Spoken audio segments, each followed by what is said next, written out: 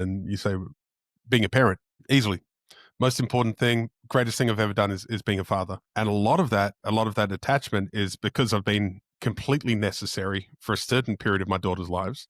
Now they're getting to their late teens. I'm way less necessary. They're strong, independent young women. That's the way we've raised them, and we're really proud that they're like that.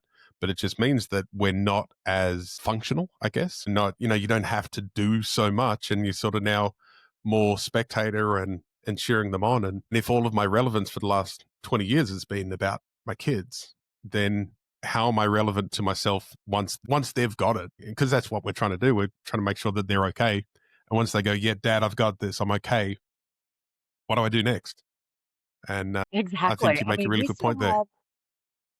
we still have 30 more years, give or take. And we still have 30 more years to live. What are you going to do with that 30 years?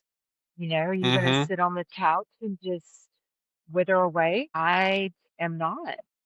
I'm going to be the fireball I was 20 years ago. Then it's going to be even worse now because you know, now you're to the age where you don't have to worry about reputation anymore. You don't have to worry about, Mm-hmm. you know, keeping up with the Joneses kind of thing, what we say here in the States and things like that. You just, it's freeing. You find your freedom because you do, Freedom. you find your voice.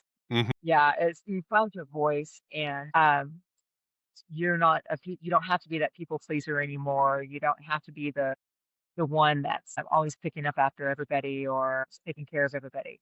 But when that has been your personality for 20 years, you have to take a look at yourself and go, I don't know what, you Mm-hmm. have to say, I've got to do this for me and my spouse, and my relationship, because we get our kids leaving the house and you look across the table or look across the bed and you're like, who's that person? Who's that man over there? Who's that lady over Mm-hmm. there?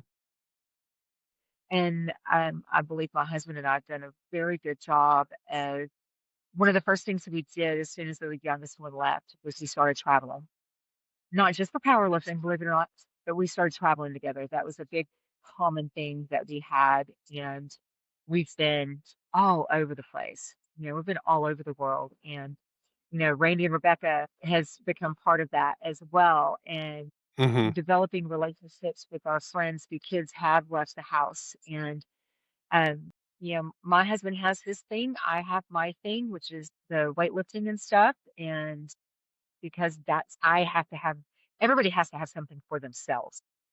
You have to have your Yeah, own I identity. agree. And yeah, your identity cannot be wrapped up in your children. It cannot be wrapped up in your job. It cannot be wrapped up in your spouse. You have to have your own identity. So I chose to wrap mine up in lifting heavy things and putting them back down. There you go.